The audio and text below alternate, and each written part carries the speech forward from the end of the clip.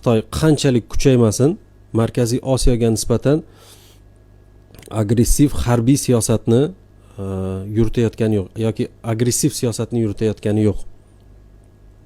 Bu muhim.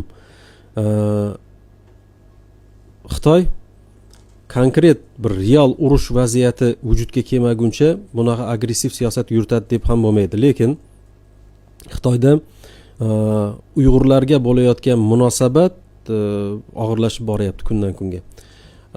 Bu ichki qandaydir keyinchalik qozoqlarga, o'zbeklarga, qirg'izlarga qilinishi mumkin bo'lgan model sifatida, ya'ni zulm qilinishi mumkin bo'lgan model sifatida olinsa bo'ladimi desam, men ha degan bo'lardim.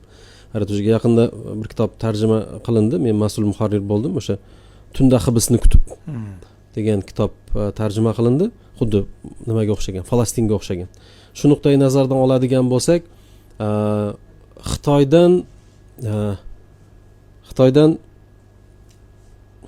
albatta ehtiyot bo'lishimiz kerak. Ehtiyotkor munosabatda bo'lishimiz kerak Xitoyga. Kitobni o'qiganda ko'rasiz, bularning turkiy madaniyatga, islom madaniyatiga bo'lgan munosabati juda ham chatoq.